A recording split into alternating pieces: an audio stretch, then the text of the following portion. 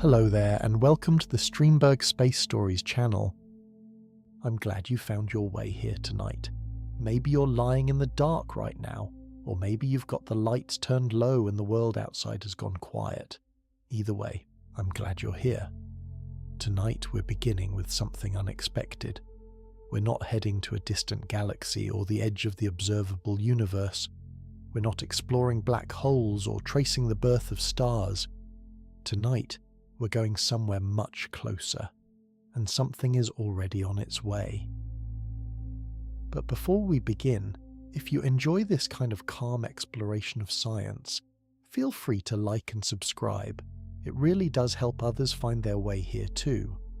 And I'd love to know, where are you listening from tonight? And if you have ideas for future videos or topics you'd like me to explore, leave a comment. One of the things I'm most looking forward to is hearing from other curious souls all around the world. Now settle in, let your breathing slow. You don't need to do anything at all, just listen. Imagine for a moment that you wake up in the middle of the night, not because of a sound, but because of the absence of one. The low hum of electricity that you've never consciously noticed, the refrigerator cycling, the distant whir of an air conditioner, the faint buzz of a charger, all of it has stopped. The silence is complete. You reach for your phone, the screen is dark, you press the button, but nothing happens. You get up and try the light switch, nothing. You look out the window and the streetlights are gone. The traffic signals at the intersection down the road are black. For a moment you think it's a simple power outage, the kind that happens in a storm. But then you look up at the sky. The sky is on fire. Not with flames, but with light. Curtains of deep red and vivid green ripple from horizon to horizon, brighter than any aurora you've ever seen in a photograph, brighter than any aurora most humans alive have ever witnessed. The colours shift and dance with an eerie, silent beauty, as though the atmosphere itself is breathing. You are mesmerised, and you are also, though you may not know it yet, looking at the aftermath of a catastrophe. In hospitals across the continent, backup generators are kicking in, but some are already struggling. Water treatment plants have gone silent, cell towers have stopped transmitting. The internet, that invisible web that holds the modern world together, has gone dark. Somewhere overhead, satellites are tumbling, their electronics scrambled. And across the northern latitudes, high-voltage transformers, the colossal machines that form the backbone of electrical civilization, are overheating and burning out one by one. This is not science fiction. This is not speculation. This is the scenario that scientists, governments, and engineers have been quietly studying and preparing for, because something very much like it has already happened. And the only question is when it will happen again. The threat is invisible, it travels at the speed of light, and it comes from the most familiar object in our sky, the sun. To understand the danger, we need to understand the star we live beside, and the sun is not what most people imagine. When we think of the sun, we picture something stable, dependable, a golden disk that rises and sets with clockwork regularity. We built our calendars around it, our agriculture, our entire sense of time. The sun feels eternal and unchanging. But the sun is none of those things. It is a seething sphere of plasma, a ball of superheated gas so vast that more than 1 million Earths could fit inside it. Its core temperature exceeds 15 million degrees Celsius, hot enough to fuse hydrogen atoms into helium and release the energy that has powered life on Earth for billions of years. Its visible surface, the photosphere, burns at about 5,500 degrees, but its outer atmosphere, the corona, is one of the great paradoxes of astrophysics. The corona reaches temperatures of 1 to 3 million degrees, hundreds of times hotter than the surface below it. It is as though you walked away from a campfire and the air grew hotter with every step. For decades, scientists struggled to explain this mystery. In 2025, data from NASA's Parker Solar Probe began to provide answers. Parker is humanity's closest emissary to the Sun. On Christmas Eve 2024, it flew just 3.8 million miles, roughly 6.1 million kilometers, from the solar surface, closer than any human-made object has ever come to a star. It was hurtling through the corona at more than 430,000 miles per hour, nearly 692,000 kilometers per hour, the fastest speed any spacecraft has ever achieved. Its heat shield, a 4.5-inch thick carbon composite designed to withstand temperatures of around 1,370 degrees Celsius, protected the delicate instruments within. And those instruments returned extraordinary data. Among the discoveries was direct evidence of a phenomenon called the helicity barrier, a process that disrupts how turbulent energy cascades through the solar wind, fundamentally changing how the plasma is heated. This helps explain why the corona is so impossibly hot and why the solar wind, the continuous stream of charged particles flowing outward from the Sun, behaves so strangely. The probe also captured unprecedented close-up images of material from coronal mass ejections falling back toward the Sun, revealing that the Sun recycles its own expelled plasma in ways scientists had only hinted at before. These inflows, blobs of solar material raining back toward the surface after a CME erupts, reshape the corona and influence the next eruption. The Sun, it turns out, is not just explosive, it is also self-modifying, each outburst changing the conditions for the one that follows. The solar wind itself is one of the Sun's most persistent and underappreciated features. It is not a gust or a breeze. It is a continuous river of charged particles, protons and electrons, streaming outward from the Sun at speeds ranging from 300 to 800 kilometers per second. It fills the entire solar system, flowing past every planet, pushing back the interstellar medium and creating the heliosphere, the vast magnetic bubble that envelops everything we know. Earth sits within this stream like a rock in a river. Most of the time, our magnetic field deflects the solar wind harmlessly, channeling the particles toward the poles where they excite atmospheric gases and produce the gentle shimmer of the aurora. But when the Sun erupts with something more powerful than the background wind, something concentrated and fast and carrying its own intense magnetic field, the results can be very different. Also in December 2025, astronomers produced the first continuous two-dimensional maps of the Sun's Alphen surface, the shifting, frothy boundary in the upper atmosphere, where the speed of the outward solar wind surpasses the speed of magnetic waves. This surface is effectively the point of no return for material escaping the Sun. Once solar wind crosses this boundary, it cannot travel back. The maps showed that as the Sun becomes more active, this boundary grows larger, rougher, and spikier, a jagged, dynamic edge to our star's atmosphere that scientists can now track as it changes through the solar cycle. The Sun's magnetic field is the engine behind all of its violence. Unlike Earth's relatively simple dipole field, the Sun's magnetism is tangled, dynamic, and unstable. Because the Sun is a fluid body, different latitudes rotate at different speeds. The equator completes a rotation in about 25 days, while the poles take more than 30.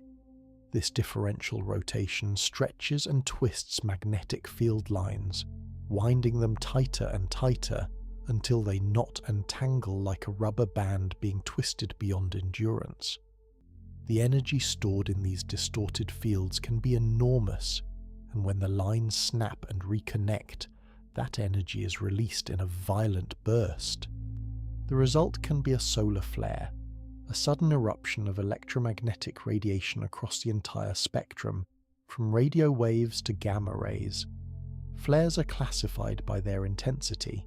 C-class flares are minor, M-class are moderate, X-class are the most powerful, and each class represents a 10-fold increase in energy. But X-class flares are not capped. An X2 is twice as powerful as an X1. An X10 is 10 times as powerful. The scale extends upward without limit, and the Sun has produced flares far stronger than anything we might consider routine.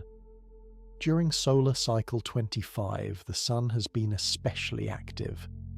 In early February 2026, a rapidly growing sunspot region fired off at least 18 M-class flares and 3 X-class flares in a single 24-hour period, including an X8.3 eruption, the strongest flare of the year. And in January 2026, the Sun released what NOAA's Space Weather Prediction Center called the largest solar radiation storm in over 20 years, a level 4 out of 5 event that caused GPS disruptions for aircraft and produced stunning auroras visible across the northern hemisphere. But flares are only part of the story. The truly dangerous events are coronal mass ejections. A CME is not just radiation, it is physical material, billions of tons of magnetized plasma launched from the Sun's corona into space. If a flare is the flash of a cannon, the CME is the cannonball.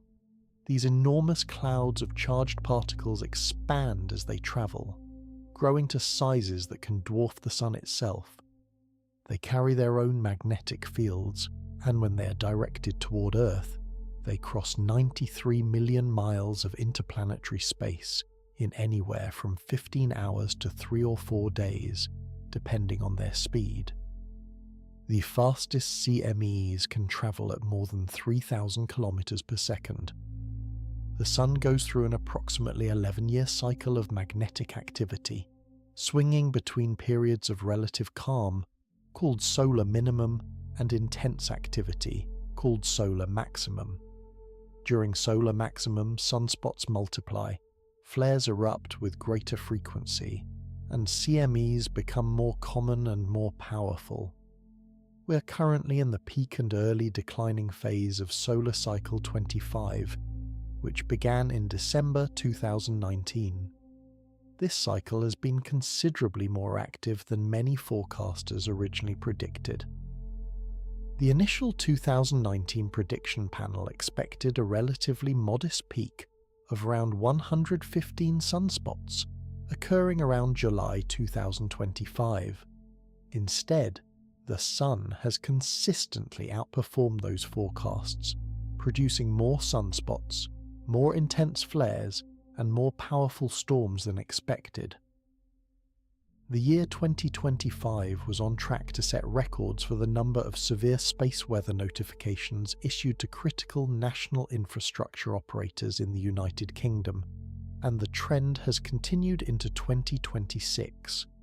Solar maximum is not a single moment but a broad period, typically lasting 2 to 3 years, during which the Sun's activity remains elevated and the risk of extreme events is at its highest. In 2025, an international team of scientists published the first system capable of predicting when and where extremely powerful solar storms, called superflares, are most likely to occur. Using advanced mathematical techniques and machine learning, they identified 2 main danger windows for the current cycle.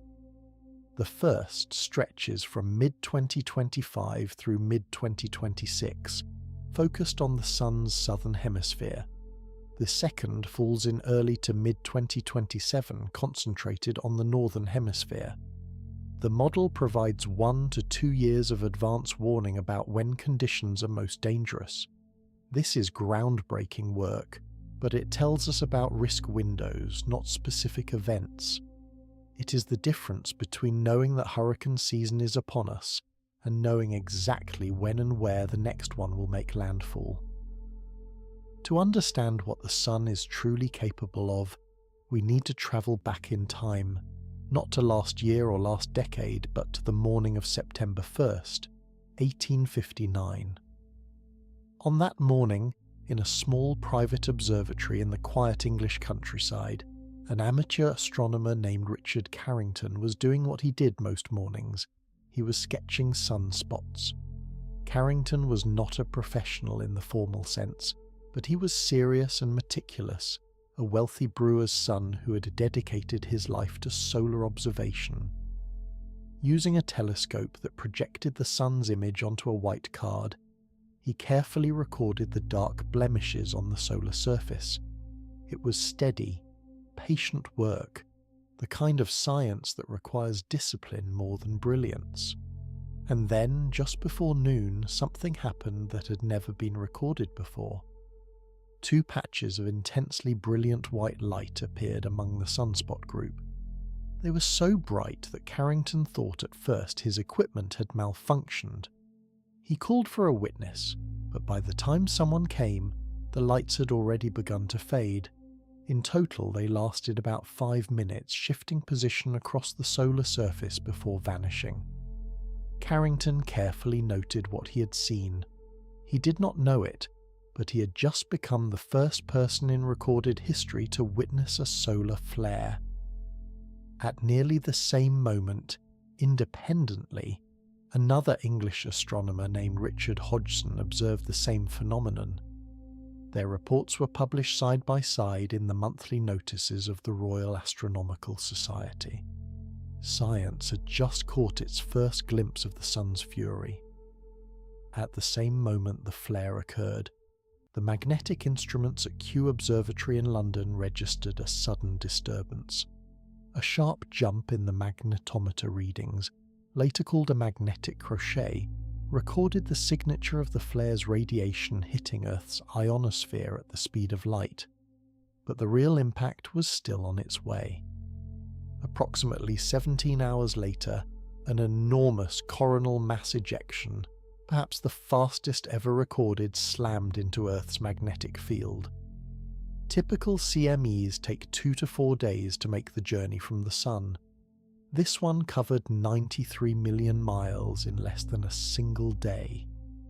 Scientists now believe its extraordinary speed was made possible by a previous eruption that had occurred just days before. That earlier CME had swept through the interplanetary medium, clearing the solar wind plasma ahead of it like a snowplow clearing a road. When the September 1 CME followed in its wake, it had a clear runway and accelerated to devastating speed. What followed was the most intense geomagnetic storm in recorded history. The aurora borealis, normally visible only at high latitudes, exploded across the sky. In the Rocky Mountains of the American West, gold miners woke in the middle of the night and began preparing breakfast, convinced that the brilliant red glow filling the sky was the light of dawn. In the northeastern United States, people read newspapers by the light of the aurora alone. The lights were reported as far south as Cuba, Hawaii, Colombia, and central Mexico. In the southern hemisphere, brilliant aurora australis were observed over Queensland, southern Japan, and New Zealand. At the peak of the storm, auroras were visible within 23 degrees of the geomagnetic equator in both hemispheres. For 2 nights, much of the world was bathed in an eerie, shimmering light that had no explanation most people could comprehend. Some were filled with wonder, others were frightened. In Florida, where few had ever seen an aurora, people stared in amazement and fear. But the light was only the visible part of the storm. The real damage happened in the wires. The geomagnetic disturbance induced powerful electrical currents in the longest conductors on the planet, which in 1859 meant telegraph lines. These were the nervous system of the modern world, the Victorian internet stretching across continents and connecting cities for the first time in human history. Telegraph operators across Europe and North America reported sparks leaping from their equipment. Some were physically shocked. In several offices, the sparks ignited fires, setting the paper tape used for messages ablaze.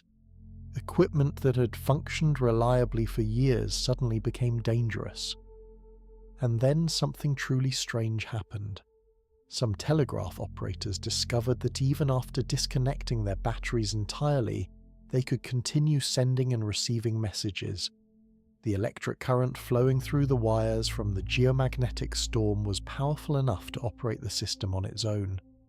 The Earth itself had become the battery. Operators in Boston and Portland reportedly carried on a conversation for 2 hours, powered by nothing but aurora-induced current. It was astonishing, impossible, and deeply unsettling. The men who ran these machines understood electricity as well as anyone alive, and yet here was a current with no source they could identify, flowing through their wires from the sky and the ground simultaneously, strong enough to do useful work. Some operators reported that reconnecting their batteries actually made transmission worse, because the battery current and the aurora current would alternately reinforce and cancel each other, creating gibberish on the line. They found they got better results by simply unplugging everything and letting nature do the talking. The scope of the disruption was global, or at least as global as the telegraph network of 1859 could make it. Reports came from across Europe, North America, and as far as India and Australia. The mathematical analyses compiled by American mathematician Elias Loomis, drawing on newspaper accounts and scientific correspondence from around the world, painted a picture of a planet-wide phenomenon. The aurora reports alone filled volumes. Newspapers from tiny towns in the American South described the sky in colours their readers had never imagined. Ships at sea recorded compass needles spinning wildly. Magnetometers at observatories pegged their needles and went off scale, unable to measure the full intensity of the disturbance. This event, which peaked on September 1st and 2nd, 1859, is known as the Carrington Event.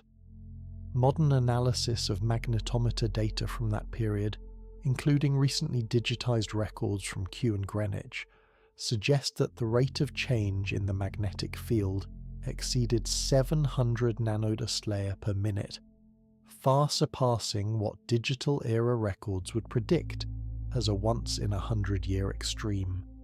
The estimated storm intensity, measured by the DST index, may have reached somewhere between -800 and -1000 nanotesla. By any measure, it was extraordinary. In 1859, the world survived the Carrington Event with relatively little lasting damage. The telegraph was only a few decades old. There were no power grids, no satellites, no internet, no GPS, no semiconductor chips running water treatment plants or hospital ventilators or financial trading systems. The world was, in a technological sense, almost immune, because it had not yet built the things that would be vulnerable. That is no longer the case. If a Carrington-class solar storm struck Earth today, the consequences would unfold in waves, each one amplifying the last, cascading through the interconnected systems that modern civilization depends on. The first sign would come at the speed of light. Within 8 minutes of the flare, X-rays and extreme ultraviolet radiation would slam into Earth's upper atmosphere, ionizing the gas in the ionosphere and disrupting radio communications across the entire sunlit hemisphere. High-frequency radio used by aircraft on long-haul flights, military communications and maritime navigation would black out. Airline pilots on polar routes would lose contact with air traffic control. GPS signals, which depend on precisely timed transmissions through the ionosphere, would degrade or fail. During the relatively moderate May 2024 solar storm, tractor company John Deere reported that precision farming customers reliant on GPS experienced significant disruption. During the November 2025 storm, high-frequency radio transmissions blacked out across Europe, Africa and Asia for 30 minutes. In a Carrington-class event, the disruption would be orders of magnitude worse and far more prolonged. Minutes to hours later, the energetic particles would arrive, electrons and protons accelerated to near-light speeds by the flare and the CME shock wave. These would bombard satellites in orbit, degrading solar panels, scrambling electronics, corrupting memory, and potentially causing permanent damage to spacecraft not designed to withstand such radiation. Communication satellites, weather observation satellites, and the constellations of global positioning satellites that modern civilization depends upon would all be at risk. Astronauts aboard the International Space Station would need to shelter in the most heavily shielded sections of the station, as they have done during previous storms. Passengers on high-altitude flights over polar routes could receive elevated radiation doses. Today, more than 13,000 functioning satellites orbit Earth, alongside more than 43,000 tracked pieces of space debris. The numbers have exploded in recent years due to mega constellations like SpaceX's Starlink, which alone accounts for nearly 9,000 satellites. A study published in late 2025 found that if satellites lost their ability to perform collision avoidance maneuvers, as they might during a severe solar storm that disrupts tracking and communications, the first collision in low Earth orbit could occur in as little as 2.8 days. For perspective, when the same calculation was performed using 2018 orbital numbers, the result was 128 days.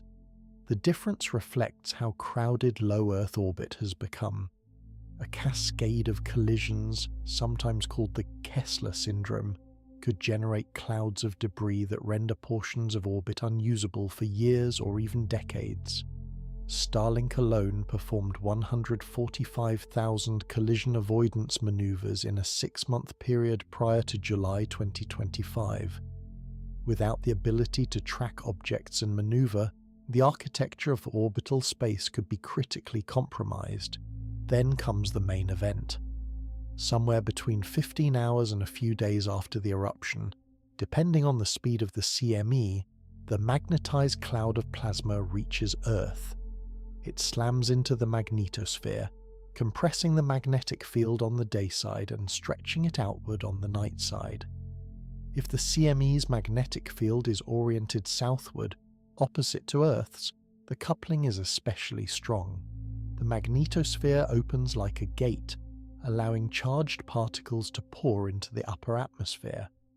Enormous electric currents surge through the ionosphere and through electromagnetic induction, generate ground-level currents that flow through any long conductor they can find. Power lines, pipelines, railway tracks, undersea internet cables. These geomagnetically induced currents are the true danger. They flow into the electrical grid and overwhelm high-voltage transformers, the massive custom-built machines that form the backbone of electrical transmission. But it is not only the grid that is at risk.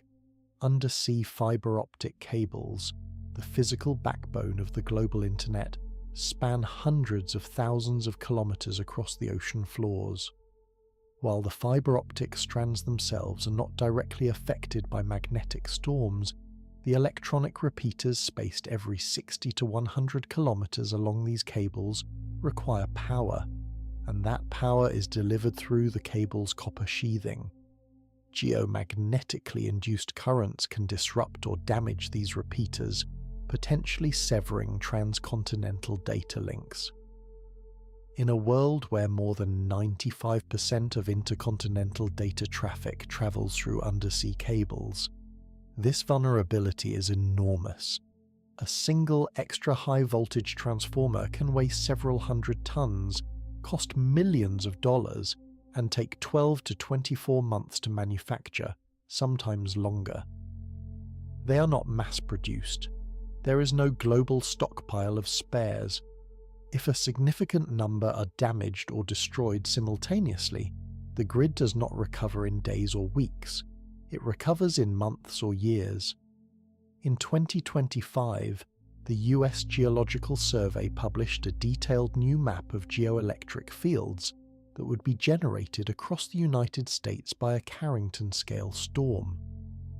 Using decades of geomagnetic data and Earth conductivity measurements from across the country, scientists found that the eastern and midwestern United States would be most severely affected. The ancient bedrock beneath these regions, which includes many of the nation's largest population centers and most critical infrastructure, is particularly exposed to the kind of charged geoelectric fields that overload power systems. The researchers concluded that in some areas, expected magnetic field strengths would be enough to stress or damage high voltage transformers and potentially trigger massive power outages. As one scientist involved in the study noted, an intense magnetic storm could be far more hazardous than what the electric power transmission industry is currently prepared for. The economic costs would be staggering. A joint study by Lloyd's of London and the University of Cambridge modelled global economic losses from a severe geomagnetic storm at up to $2.4 trillion over a 5-year period under moderate assumptions, rising to as much as $9.1 trillion in the most extreme scenario. North America would bear the heaviest burden, with estimated losses of $755 billion, closely followed by Europe at $697 billion. A separate study published in the American Geophysical Union's journal, Space Weather, estimated that an extreme blackout affecting 66% of the US population could cost $42 billion per day domestically, with an additional $7 billion lost daily through the international supply chain. Manufacturing would be the hardest hit sector, followed by government services, finance and insurance, and real estate. Now let us imagine something worse. Not just a Carrington-class storm, but a perfectly aimed, maximally powerful solar superstorm. A storm that combines every worst-case variable: an enormous flare, a fast double coronal mass ejection, a southward-oriented magnetic field, and a direct, head-on collision course with Earth. What happens then? This scenario is not hypothetical. On July 23, 2012, an extreme CME tore through Earth's orbital path at precisely the moment Earth happened to be somewhere else. The storm cloud struck NASA's Stereo A spacecraft instead, which was designed to withstand such events and provided invaluable data. The eruption consisted of 2 separate CMEs, launched within 10 to 15 minutes of each other, ploughing through interplanetary space already cleared by an earlier eruption. The leading shockwave was travelling at roughly 3,300 kilometers per second by the time it reached the spacecraft.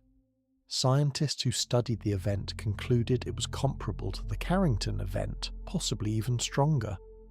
The recovery time from such a disaster, had it struck Earth, was estimated at 4 to 10 years.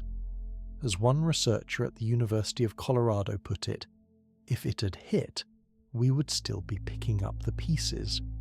In our worst-case scenario, there is no lucky miss. The storm hits Earth head-on. Within minutes of arrival, the magnetosphere is overwhelmed. The auroral oval, normally confined to the Arctic and Antarctic, expands toward the equator. Brilliant aurora fill the sky from pole to pole, visible even from tropical latitudes. People who have never seen the northern lights step outside to a sky alive with colour. It is a staggering, breathtaking sight. But beneath the beauty, the damage is cascading faster than anyone can track. Power grids across the mid-latitudes begin to fail, transformers overheat, protective relays trip, disconnecting sections of the grid in an attempt to save what can be saved, but the ground currents are too widespread, too sustained, too powerful. Grid operators, who may have received only 15 to 30 minutes of meaningful warning about the CME's magnetic field orientation, find themselves fighting an invisible enemy that attacks every conductor simultaneously from below. In North America, Europe, parts of Asia and Australasia, large sections of the electrical grid go dark. Not for hours, not for days, for weeks, months, perhaps longer. Without electricity, the systems that depend on it begin to fail in sequence. Water treatment plants stop operating because their pumps need power. Within days, clean water becomes scarce in affected cities. Fuel pumps at petrol stations require electricity. Supply chains which depend on GPS-guided logistics, satellite communications and electronic payment systems collapse. Refrigeration fails across entire regions. Perishable food spoils within days. Hospitals, even those with backup generators, find that generator fuel supplies are finite and nearly impossible to replenish when the infrastructure for distributing fuel is itself offline. Financial systems, which operate almost entirely on electronic networks, halt. ATMs go dark. Credit card transactions become impossible. Bank records, though backed up in multiple locations, become inaccessible when the networks connecting those locations are down. The global economy, which processes trillions of dollars in electronic transactions every day, seizes like an engine without oil. In space, the situation is equally dire. Satellites that survived the initial particle bombardment find their orbits decaying faster than expected because the storm heats and expands Earth's upper atmosphere, increasing atmospheric drag on low-orbiting spacecraft. Tracking stations on the ground, some of which have lost power, cannot keep tabs on which objects are where. The risk of uncontrolled satellite collisions rises sharply. The architecture of modern communications, from internet backbone links to television broadcasting to military command networks, is degraded or severed. In the weeks and months that follow, the recovery is agonizingly slow. Replacement transformers must be manufactured, shipped, and installed, a process that bottlenecks quickly when the factories that build them are also without power, or when the transportation networks needed to move 300-ton machines are disrupted. International aid flows in from regions less affected, but the scale of the disaster dwarfs any previous natural catastrophe. During the recovery period, daily life for hundreds of millions of people is fundamentally altered. No reliable electricity means no internet, no GPS, no electronic banking, no modern logistics. In some regions, it is a return to conditions not seen since the 19th century, but with populations vastly larger and far less equipped to survive without the systems they have always taken for granted. Think about what electricity actually does in your life, not in the abstract, but in the concrete details of a single day. It heats your water, it cools your food, it pumps water to your tap and sewage away from your home. It powers the traffic lights that keep roads functional, the systems that manage fuel distribution, the cold chains that keep medicine viable, the databases that tell hospitals which patients are on which medications, the communication networks that coordinate emergency response. Remove electricity for an afternoon, and it is an inconvenience.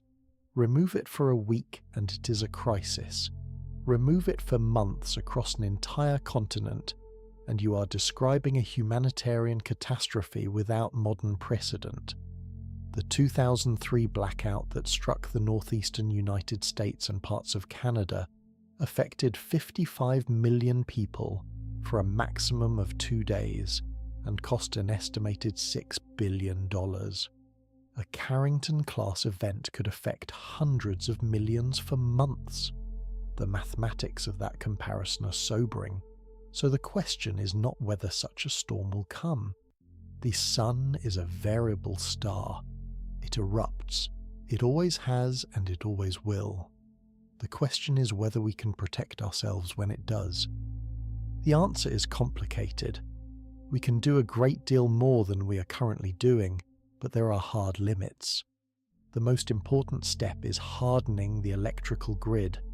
This means installing blocking devices that can interrupt geomagnetically induced currents before they reach vulnerable transformers, building redundancy into transmission networks so that the failure of one component does not cascade into the failure of many, and stockpiling critical spare parts.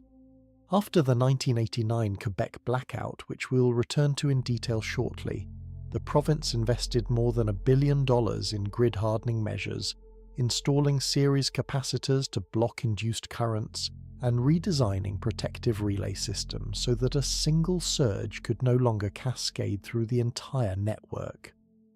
Their grid has performed well during subsequent storms, weathering events that would have crippled it before. In the United States, the process of mandating protective measures for the grid began only recently, and many experts worry that current standards are designed for moderate storms, not Carrington-class events. Satellites can be designed with better shielding, radiation-hardened electronics, and the ability to enter safe modes during intense storms. But retrofitting the thousands of satellites already in orbit is not practical, and the commercial pressure to build satellites cheaply and launch them quickly often takes priority over resilience. Emergency planning is another critical piece. Governments and utilities need detailed playbooks for responding to a major geomagnetic storm, including protocols for controlled shutdown of portions of the grid before the storm's peak, pre-positioning of emergency generators and fuel supplies, and public communication strategies that account for the loss of electronic media. Some countries have made progress. The United Kingdom's National Risk Register now lists severe space weather as a specific risk, estimating a 5 to 25% likelihood of a significant event within a 10-year period, with potential impacts defined as causing hundreds of deaths and billions of pounds in economic damage. The United States has similar risk assessments. In January 2026, when the largest solar radiation storm in over 20 years struck Earth, NOAA's Space Weather Prediction Center notified airlines, NASA, the Federal Aviation Administration, FEMA, and the North American Electric Reliability Corporation ahead of the storm's arrival. That coordination worked well for a moderate event. Whether it would hold together for a Carrington-class superstorm, when communications themselves might be failing, is an open question. But translating risk awareness into concrete, funded, tested preparation is a challenge everywhere. Space weather preparedness competes for attention and resources with more immediate and visible threats, and because the last truly catastrophic solar storm occurred before the age of electricity, there is no living memory of what such an event actually looks like. We are, in a sense, preparing for a disaster that no one alive has experienced, and that is always the hardest kind of threat to take seriously. Perhaps the most important question is whether we can see a superstorm coming in time to act. The answer is yes, partially, and with critical limitations. Solar observation satellites provide continuous monitoring of the Sun's activity. NASA's Solar Dynamics Observatory watches the Sun around the clock in multiple wavelengths of light. The Solar and Heliospheric Observatory stationed at the L1 Lagrange point roughly 1 million miles sunward of Earth, provides early detection of CMEs heading our way. NOAA's Deep Space Climate Observatory, known as DSCOV, also orbits the L1 point and provides real-time measurements of the solar wind, including its speed, density, and magnetic field orientation. These measurements are the primary source of the short-term warnings that grid operators and satellite managers rely on. The Parker Solar Probe, now in its closest orbits, is returning data that will fundamentally improve our understanding of how CMEs form and propagate. Ground-based observatories and magnetometer networks across the globe add additional layers of detection.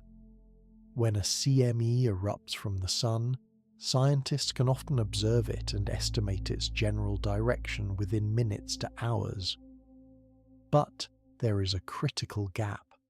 The single most important factor in determining how severely a CME will affect Earth is the orientation of its magnetic field. If the field points southward, opposite to Earth's own field, the coupling is devastating. If it points northward, the storm may be relatively mild even if the CME is fast and massive, and this orientation cannot be measured until the CME reaches a monitoring spacecraft at the L1 point, roughly 1 million miles ahead of Earth.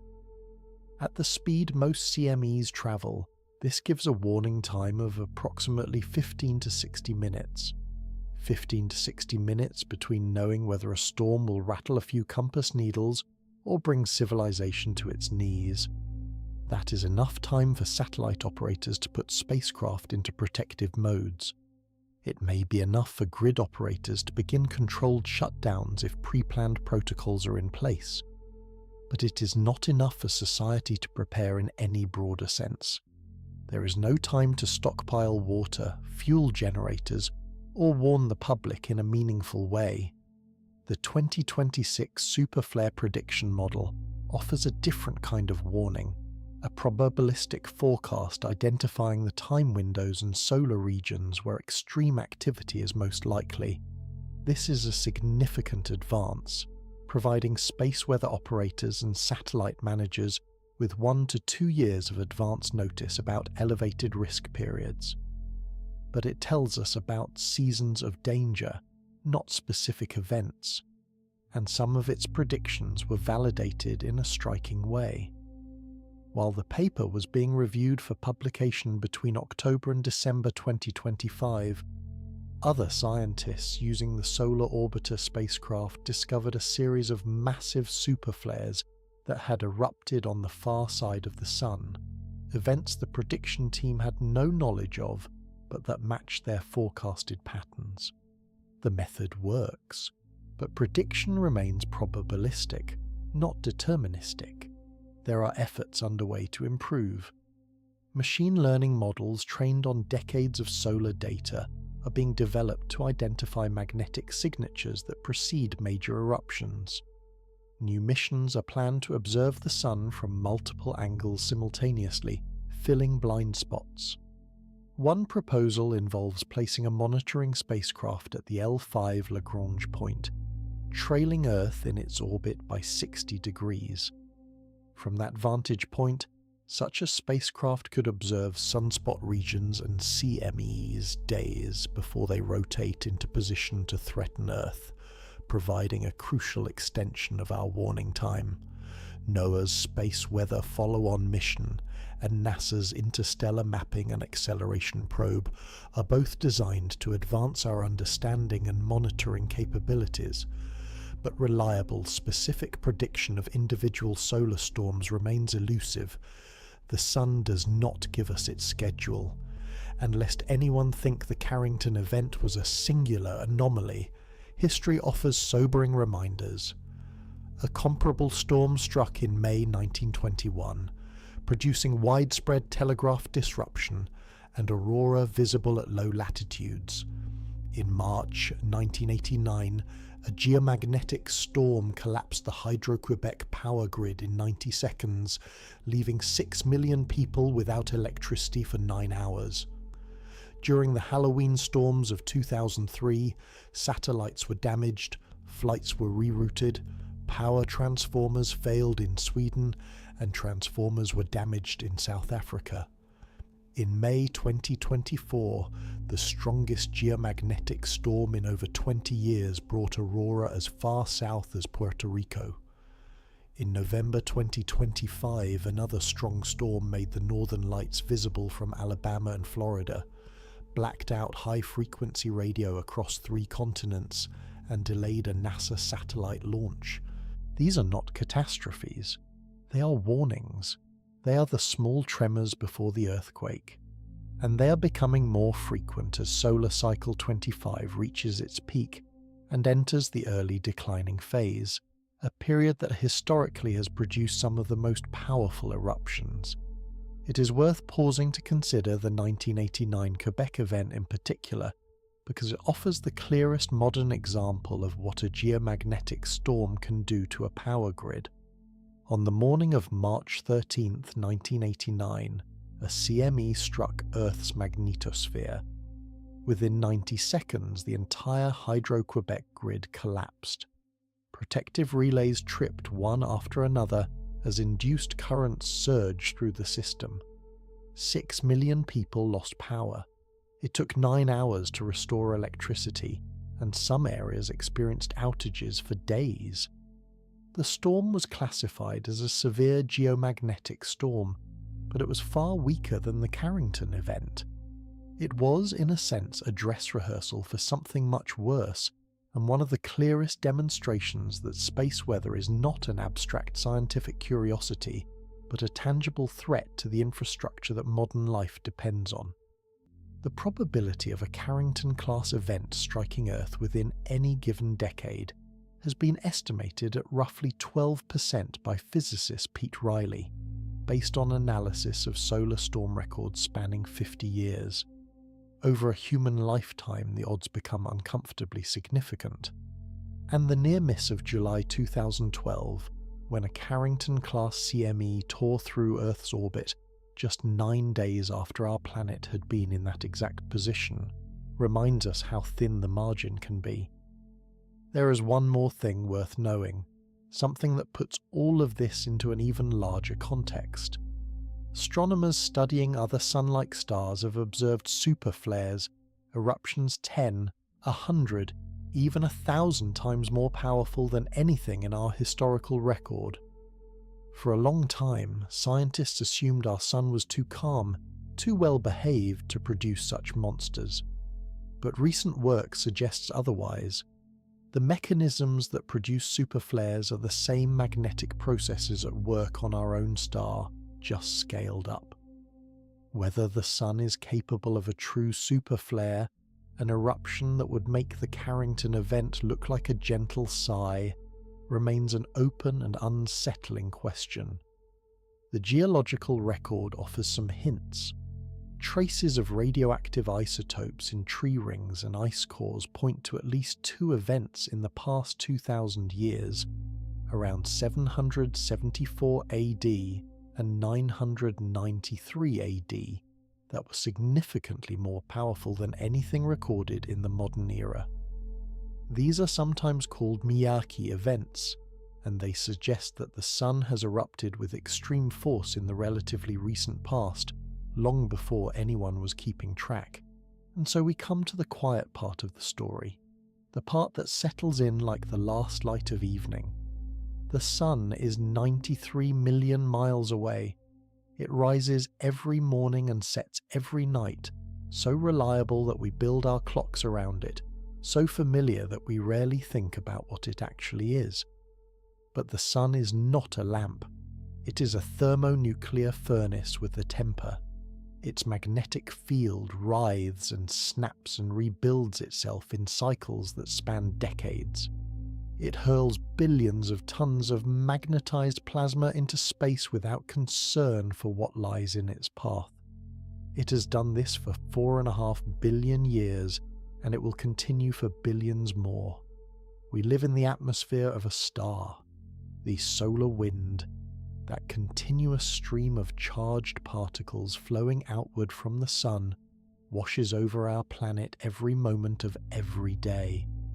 Earth's magnetic field deflects most of it, channeling the particles toward the poles where they create the aurora. A beautiful reminder that the boundary between our world and the fury of our star is thinner than we imagine. Everything we have built, every wire, every satellite, every network and grid and digital system, exists within the reach of a star that does not know we are here. And one day, perhaps tomorrow, perhaps a decade from now, perhaps not for another century, the sun will erupt with the kind of force that turns the sky to fire and the wires to ash. It will not be malicious. The sun does not harbour intentions. It will simply be doing what stars do. The question is whether we will be ready. And that question, if you think about it, is not really about science or engineering. It is about attention. It is about whether we, as a species, can take seriously a threat that is invisible, silent, and patient. A threat that comes not from darkness, but from light. Not from the emptiness of space, but from the star that makes our lives possible. There is something almost poetic about it. The same star that warms our skin and grows our food and paints the sky in gold at sunset is also the single greatest natural threat to the civilization we have built beneath it, and we cannot negotiate with it or reason with it or ask it to be gentler. We can only watch and prepare and hope that when the next great storm comes, we are not caught looking the other way. The irony is that the more advanced we become, the more vulnerable we are. A farmer in 1859 could survive a Carrington event without noticing much beyond the strange lights in the sky. A family in 2026, dependent on electricity for water, food preservation, heating, communication, transportation, and medical care, would face a very different reality. Our technology has given us extraordinary power, but it has also created extraordinary fragility. We have woven our lives so deeply into electronic networks that pulling the thread of electricity unravels almost everything. Maybe your eyes have grown heavy now.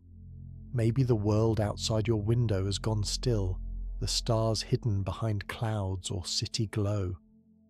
But above those clouds, the sun is always there, rotating, churning, building and releasing magnetic energy in patterns older than the Earth itself. Right now, somewhere on its surface, a sunspot is growing. Magnetic field lines are twisting. Energy is accumulating in the corona, patient and silent, waiting for the moment when the tension becomes too much and the lines snap and reconnect and a wall of fire races outward into space. And when it does, a wave of light will cross 93 million miles of emptiness at 300,000 kilometers per second and arrive here at our small blue planet in 8 minutes. Whether it is a gentle breeze or a devastating storm, we may not know until the final 15 minutes before the plasma arrives. Sleep well tonight. The sun will rise again in the morning as it always does, steady, warm, familiar, and utterly, magnificently unpredictable. It is the same sun that warmed the dinosaurs for 160 million years, and the same sun that will one day end as a quiet white dwarf drifting through the galaxy. But between now and then, it has storms to give, and we have a choice about how we face them. This has been the invisible threat. Solar storms, a Streamberg Space Stories exploration. Thank you for being here. Thank you for listening. And if you drifted off somewhere along the way, that's perfectly fine. Sleep doesn't mean you missed the story. It means you've become part of it. Good night. If you enjoy the video, feel free to subscribe for